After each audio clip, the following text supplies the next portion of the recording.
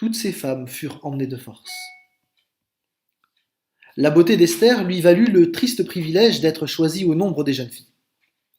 Elle allait garnir le harem de l'empereur. Mettez-vous un instant à la place d'Esther. Le verset 7 indique qu'elle était orpheline de père et de mère. C'est déjà pas simple de se construire sans parents, mais là on peut vraiment se poser la question, avec tout ce qui lui tombe dessus, où est Dieu? Que fait-il? Pourquoi n'intervient-il pas? Silence. Dieu a permis qu'elle soit orpheline, déportée loin de sa patrie, et il permet encore qu'elle soit kidnappée, arrachée à son cousin, sa seule famille dans ce pays hostile, clairement anti-juif. Pourquoi? Silence. Ce silence est dur à vivre. Il est pénible même. Esther aurait pu être en colère, être énervée contre Dieu. Elle aurait pu se révolter. Pourquoi Dieu laissait-il faire de telles choses? Comment un Dieu si bon pouvait-il garder le silence? Comment le Dieu de ses pères pouvait-il l'abandonner dans les griffes d'un roi si pervers? Quand on lit le texte et qu'on essaye de comprendre qui était Esther, on est assez surpris en réalité. Parce qu'il n'est pas question de colère, ni de haine ou de ressentiment. Esther apparaît comme une femme paisible, aimable, gentille et particulièrement courageuse. Dans la Bible, les noms sont souvent significatifs. Plusieurs commentateurs ont fait un lien entre son caractère et son nom juif Hadassah, qui signifie myrte, ce qui correspond, d'après les spécialistes, à un arbuste humble, mais dont les feuilles, qui ont des fortes odeurs, sont toujours vertes. Certains font un lien là avec le psaume 1, verset 3, où il est question d'un arbre toujours vert parce qu'il est enraciné près de l'eau. Esther n'était pas différente de nous. On peut se demander comment elle a pu tenir ferme dans les circonstances qui étaient les siennes. Il me semble, même si le texte ne le dit pas explicitement, que c'est sa foi en Dieu qui lui a permis de tenir ferme dans ces épreuves. En effet, le texte biblique montre par différents éléments qu'Esther faisait confiance à Dieu. Plus tard, elle demandera au peuple de prier, de se joindre à elle dans la confiance à Dieu pour son intervention. Il y avait des conséquences à cet attachement à Dieu. En effet, Dieu lui permettait de vivre et de rayonner d'une manière particulière. Dans cette relation avec Dieu, elle trouvait une joie et une paix profondes. Le texte n'en parle pas clairement, mais les versets 9 à 15 nous apprennent qu'Esther gagnait la faveur et la bienveillance de tous ceux qui étaient autour d'elle. Le Dieu invisible était pourtant présent et à l'œuvre. En particulier, l'eunuque Égée, responsable du harem, n'est pas indifférent à Esther. Ne croyez pas que c'est le physique d'Esther qui lui a plu. Ce serait mal connaître le fonctionnement de l'époque. L'eunuque responsable des vierges n'est certainement pas un homme à se laisser séduire par les femmes, sinon l'empereur Xerxès ne lui aurait jamais confié ce poste. Esther lui plaît pourtant, probablement pour des motifs moraux. Le fait qu'elle plaît à Égée peut indiquer beaucoup de choses. J'imagine que les filles arrachées à leur famille devaient être en colère et remonter contre leur gardien. Or, cette expression semble indiquer que Esther, elle, de son côté, respectait les eunuques, et cet homme en particulier. Là où d'autres ont dû crier et insulter, peut-être même rendre la vie difficile à ses serviteurs de Xerxès, Esther gagna la faveur de ces hommes. Question. N'y a-t-il pas chez Esther des éléments que nous pourrions garder pour nous en cette période de confinement? Il me semble que si. D'abord, il nous faut considérer la relation personnelle qu'Esther avait avec Dieu. Rien de spectaculaire. Le texte biblique ne le mentionne pas franchement. Par contre, il est probable que son cousin Mardochée avait été son appui spirituel toute sa vie depuis le décès de ses parents. Mais désormais, elle était seule. Elle devait apprendre à dépendre de Dieu elle-même. Elle devait grandir d'un coup. Elle ne s'était pas préparée à ça. Elle ne l'avait pas anticipé, mais elle devait le vivre. Et Dieu a été son appui, effectivement. Pour nous aussi, le confinement nous sépare de la vie de l'Église telle que nous la connaissons. Et peut-être certains d'entre nous, nous sommes perdus parce que nous n'avons pas l'habitude de vivre notre foi de cette manière-là. Nous devons grandir tout d'un coup, sans cousin Mardochée pour nous aider. Esther a su trouver en Dieu son seul et véritable appui. Que Dieu nous fasse la grâce, nous aussi, de trouver en lui le seul et vrai appui. Ensuite, il faut remarquer la manière dont elle respecte les autorités. Elle se soumet à l'autorité de l'empereur, elle respecte les conseils de l'eunuque, mais aussi les conseils de son cousin, qui lui demande de ne pas révéler son identité. Esther ne demande pas plus que ce qui est indiqué, et elle gagne la faveur de tous les gens autour d'elle. Il y avait de la bonté, de l'amabilité chez cette jeune fille. Tous ceux qui la côtoyaient la respectaient. Esther donne un bel exemple du témoignage que l'on peut rendre. Ce témoignage fera toute la différence dans les chapitres suivants.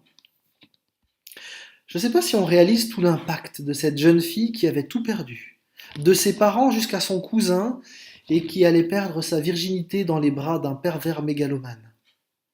Malgré tout, elle restait digne et aimable pour ceux qui l'entouraient. Parfois, on considère, lorsque les circonstances nous sont défavorables, que nous avons le droit d'être désagréables, voire même agressifs et méchants. C'est normal parce que j'ai vécu quelque chose de difficile. Ce n'est pas l'exemple que nous laisse Esther. Je me souviens, à l'Armée du Salut, d'une personne qui avait des soucis financiers. Elle était venue à Noël en réclamant à grand bruit qu'elle avait le droit à un cadeau parce qu'elle était plus pauvre que les autres. Elle poussait les autres, ne nous salua même pas et réclama son dû. Tous les gens de la file étaient au moins autant en difficulté. Certains nous avaient même aidés durant toute la semaine pour préparer la fête de Noël. Et voilà que cette femme, remplie d'un orgueil mal placé, réclamait et bousculait tous les autres.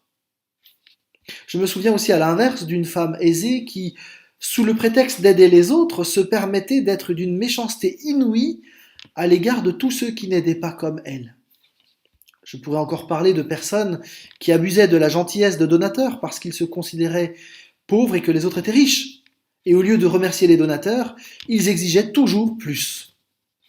Il y avait une forme d'agressivité et d'irrespect particulièrement abjecte, qui venait aussi parfois malheureusement de certains chrétiens. Il est triste de voir des chrétiens qui n'arrivent plus à respecter les autres ou à être aimables en temps de crise. C'est un contre-témoignage vraiment fort.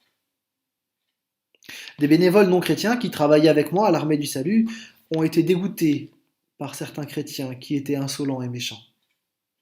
Les circonstances de la vie, y compris le confinement, ne justifient pas le fait d'être irrespectueux et non aimable.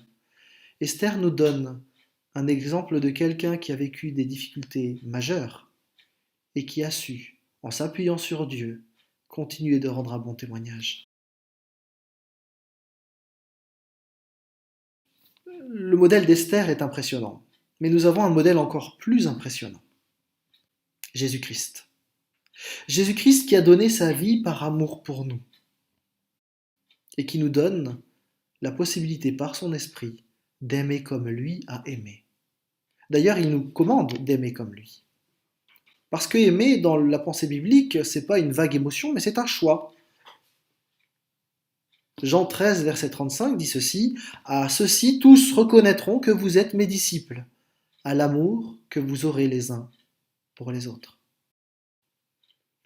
Jésus-Christ a offert sa vie pour chacun d'entre nous.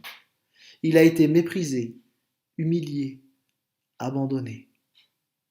Et quelque part, on pourrait dire que Jésus aussi, lui, a vécu un confinement. Lui, le Dieu Tout-Puissant, roi de l'univers, a décidé de s'incarner, de devenir pleinement homme. Quel confinement! Lui, le Dieu Tout-Puissant, réduit à un être humain. Et pourtant, il a vécu ce confinement dans l'amour.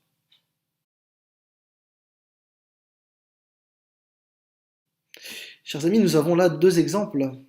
Celui de Christ, exemple parfait, celui d'Esther, qui est un bel exemple. pour pouvoir vivre notre confinement. Nous pouvons retenir plusieurs choses de ce texte. D'abord, l'exemple d'Esther nous permet de considérer notre relation personnelle avec Dieu. Esther n'avait pas des circonstances plus favorables que nous pour vivre sa foi. Elle était seule et personne autour d'elle ne vivait la foi en Dieu.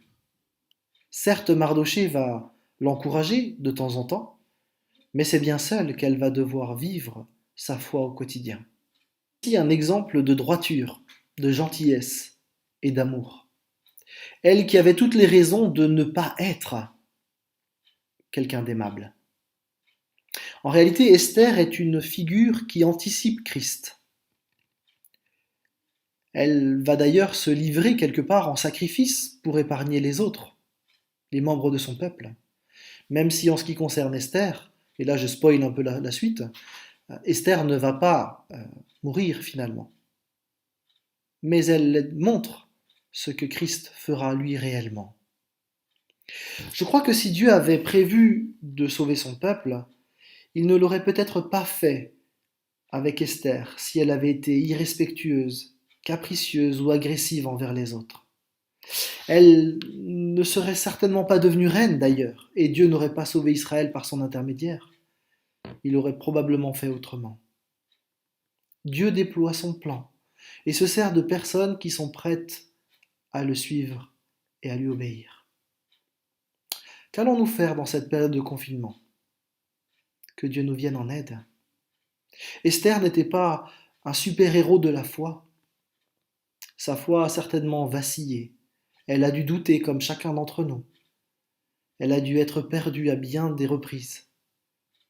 Mais en Dieu, elle a trouvé son refuge et la force pour aimer malgré les circonstances qui étaient les siennes. Que son exemple soit utile pour chacun d'entre nous. Je vous invite à prier. Seigneur notre Dieu, nous voulons te dire merci pour ce texte. Nous voulons te dire merci parce que ta parole nous rejoint dans toutes nos circonstances. Merci parce que tu es notre Dieu et qu'aucune porte ne peut t'empêcher d'être avec nous. Seigneur notre Dieu, nous sommes reconnaissants pour ta présence au quotidien.